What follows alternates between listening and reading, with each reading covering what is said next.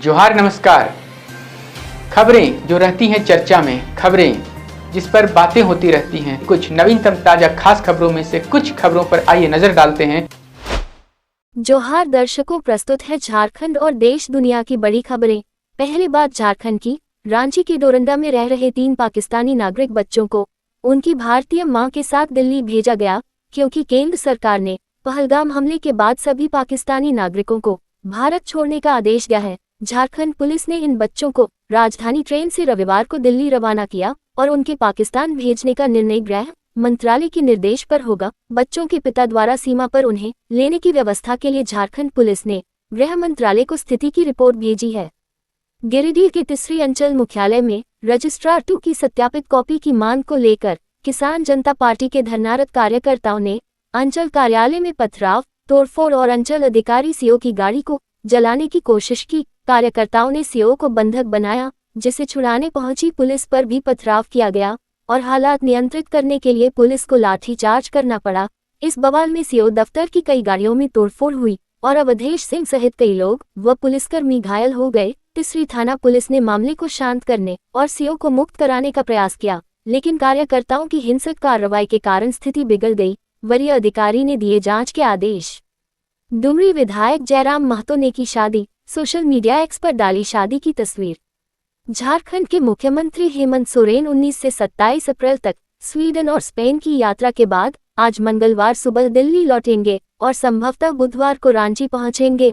उन्होंने पत्नी कल्पना सोरेन और 9 शीर्ष अधिकारियों के साथ वोल्वो सहित कई औद्योगिक इकाइयों का दौरा किया और झारखंड में निवेश के लिए कंपनियों को आमंत्रित किया। यात्रा के दौरान उन्होंने औद्योगिक समूहों, सरकारी प्रतिनिधियों और संगठनों के साथ बैठकें कर पूंजी निवेश को बढ़ावा देने का प्रयास किया।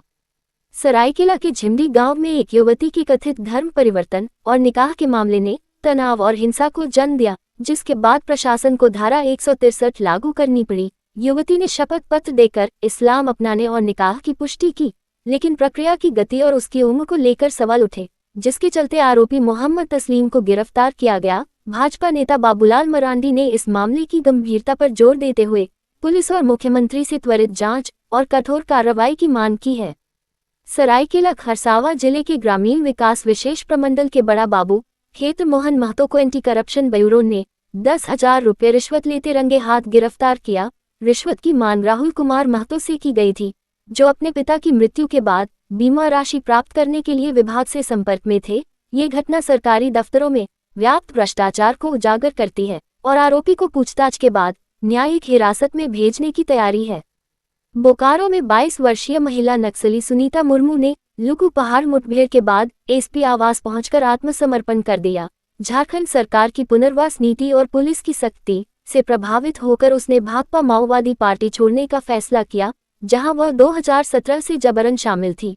पुलिस ने उसे ओपन जेल में रखकर पुनर्वास प्रक्रिया शुरू की और इस आत्मसमर्पण को डाकाबेरा अभियान की बड़ी सफलता माना जा रहा है। रांची जिला प्रशासन ने बच्चों की सुरक्षा सुनिश्चित करने के लिए डोरंडा, धुर्वा और लालपुर में 134 स्कूल वैनों की गहन जांच की, जिसमें कई वैनों में क्षमता से अधिक बच्चे पाए गए। उपायुक्त के निर्देश पर जिला परिवहन और यातायात अधिकारियों ने वैन संचालकों को सुरक्षा मानकों का सख्ती से पालन करने और कागजात अद्यतन रखने की चेतावनी दी। प्रशासन ने स्पष्ट किया कि बच्चों की सुरक्षा में लापरवाही बर्दाश्त नहीं होगी और शहर में औचक निरीक्षण जारी रहेंगे। टाटा मोटर्स वर्कर्स यूनियन में शशिभूषण प्रसाद को सर्वसम्मति से नया अध्यक्ष चुना गया, जबकि फाउंड्री डिवीजन के उपचुनाव में नीरज कुमार झा कमेटी मेंबर बने। फाउंड्री डिवीजन में मतदान सुचारू रूप से संपन्न हुआ, जिसकी देखरेख चुनाव पर्यवेक्षक सतीश कुमार और मुख्य चुनाव पदाधिकारी चिदानंद खंडई ने की। यूनियन की बैठक में एकता पर जोर दिया गया और पहलगाम में मारे गए पर्यटकों व एक दिवंगत कर्मी को श्रद्धांजलि अर्पित की गई। झारखंड उच्च न्यायालय ने रिम्स निदेशक डॉक्टर राजकुमार को हटाने के 17 अप्रैल 2025 के आदेश को तत्काल प्रभाव से स्थगित कर दिया। न्यायमूर्ति दीपक रोशन की पीठ ने राज्य सरकार को नोटिस जारी कर शपथ पत्र के माध्यम से जवाब दाखिल करने का निर्देश दिया और मामले की अगली सुनवाई 6 मई को होगी। स्वास्थ्य मंत्री इरफान अंसारी के आदेश के बाद डॉक्टर शशिबाला सिंह ने 18 अप्रैल को रिम्स की प्रभारी निदेशक का पदभार संभाला था। झारखंड सरकार ने स्वास्थ्य बीमा योजना के तहत कैशलेस इलाज में लापरवाही के लिए टाटा आईजी पर 16 अप्रैल से प्रतिदिन 2 लाख रुपए का जुर्माना लगाया। क्योंकि कंपनी ने बड़े अस्पतालों को पैनल में शामिल करने की 15 अप्रैल की समय सीमा का पालन नहीं किया। 1 मार्च से शुरू इस योजना में 1.62 लाख कर्मचारियों को 5 लाख तक का कैशलेस इलाज और गंभीर मामलों में 10 लाख रुपए की सुविधा दी जा रही है। लेकिन मेदांता, अपोलो जैसे प्रमुख अस्पतालों में सुविधा उपलब्ध न होने की शिकायतें मिली। सरकार ने झारखंड स्टेट आरोग्य सोसाइटी को जुर्माना वसूलने और रांची के प्रमुख अस्पतालों को बीमा कंपनी की सूची में शीघ्र शामिल करने का निर्देश दिया है। रामगढ़ में पायल कुमारी के साथ लैंगिक अपराध के मामले में महिला थानेदार श्वेता कुजूर की लापरवाही के कारण उनकी निलंबन की कार्रवाई की गई, क्योंकि उन्होंने एसपी अजय कुमार के निर्देशों का पालन नहीं किया और जांच में देरी की। पायल के यौन शोषण के आरोप पर सुमित कुमार, पप्पू सिंह और आलोक सिंह को गिरफ्तार किया गया, जिनके खिलाफ 24 अप्रैल को मामला दर्ज हुआ था। लापरवाही के चलते पायल ने आत्मदाह का प्रयास किया, जिसके बाद एसपी ने विशेष टीम गठित कर आरोपियों की गिरफ्तारी सुनिश्चित की। एनटीटीएफ कोटा के मेकाट्रॉनिक्स विभाग के 4 अंतिम वर्ष के छात्रों ने पर्यावरण अनुकूल इलेक्ट्रिक 4 व्हीलर विकसित किया है, जो रिचार्जेबल बैटरी, ऊर्जा दक्षता और उन्नत सुरक्षा सुविधाओं से लैस है।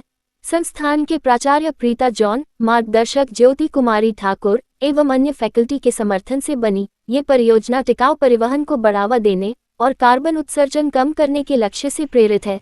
छात्र अब इस डिजाइन को परिष्कृत कर व्यावसायिक उत्पादन की दिशा में काम करेंगे, जो शैक्षणिक नवाचार द्वारा पर्यावरणीय चुनौतियों के समाधान का उदाहरण है। बिरसानगढ़ के ब्लॉक संख्या 8 और 23 में प्रधानमंत्री आवास योजना के तहत निर्माणाधीन फ्लैटों का कार्य लगभग पूर्ण हो चुका है और जून के अंत तक 2461 लाभुकों को मकान आवंटित किए जाने की तैयारी है। निर्माण कार्य में देरी को लेकर सांसद विद्युत वरण महतो ने प्रशासन से शीघ्र समाधान की मांग करते हुए राज्य सरकार की उदासीनता पर नाराजगी व्यक्त की।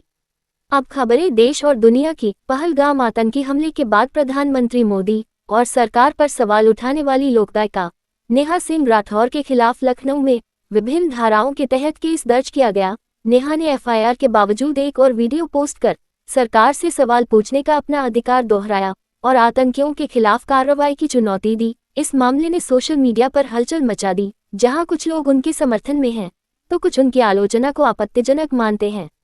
राष्ट्रपति द्रौपदी मुर्मू ने हाल ही में राष्ट्रपति भवन में आयोजित एक भव्य समारोह में विभिन्न क्षेत्रों में उत्कृष्ट योगदान के लिए पद्म सम्मान प्रदान किए। इस समारोह में सिनेमा और संगीत जगत की प्रमुख हस्तियों जैसे अभिनेता नंदामुरी बालकृष्ण, तमिल सुपरस्टार अजीत कुमार और गायक अरिजीत सिंह को उनके योगदान के लिए सम्मानित किया गया। ये पुरस्कार प्राप्तकर्ताओं की कड़ी मेहनत, समर्पण और राष्ट्र के प्रति उनकी अतुलनीय सेवा को मान्यता देते हैं।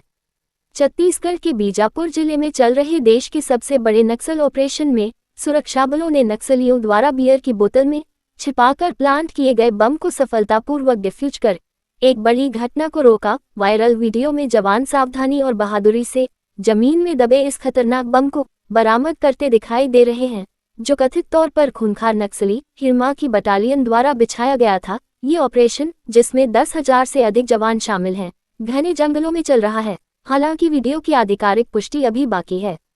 भारत सरकार ने राष्ट्रीय सुरक्षा और सार्वजनिक व्यवस्था के आधार पर YouTube पर पाकिस्तानी चैनलों जैसे शोएब अख्तर और आरजू काजमी को ब्लॉक कर दिया है, जिससे भारतीय यूजर्स इन्हें नहीं देख पाएंगे। जम्मू कश्मीर के पहलगाम में हाल के आतंकी हमले के बाद सरकार ने ये कदम उठाया, जबकि प्रधानमंत्री नरेंद्र मोदी ने आतंकियों को कठोर सजा देने की प्रतिबद्धता दोहराई। रक्षा मंत्री राजनाथ सिंह आज इस मुद्दे पर प्रधानमंत्री से महत्वपूर्ण चर्चा करने वाले हैं। बिहार के दरभंगा में एक विवाहित महिला कीर्ति देवी, जो 3 बच्चों की मां है, ने एक नाबालिग लड़की से कथित तौर पर शादी कर ली और उसे लेकर राजस्थान भाग गई। इस घटना ने स्थानीय समुदाय में हलचल मचा दी और पुलिस ने अपहरण के आरोप में कार्रवाई की, जिसके बाद महिला ने अपने पति से कहा कि वह अब उसी लड़की के साथ रहेगी। यह मामला कानूनी और सामाजिक बहस का विषय बन गया है, जिसमें समलैंगिक संबंधों और नाबालिग की सुरक्षा जैसे मुद्दे सामने आए हैं। तो कैसी लगी आपको हमारी ये खबर, ये हमें कमेंट बॉक्स में लिखकर ज़रूर से बताएं। और ऐसे ही नवीनतम ताज़ा अपडेट्स, खास खबरों से रूबरू बने रहने के लिए बने रहें हमारे संग। कैमरा के पीछे से मेरा सहयोग कर रहे अजय महतो, आनंद चौहान और युगल किशोर भगत के साथ मैं विजय दत्त पिंटू, रांची।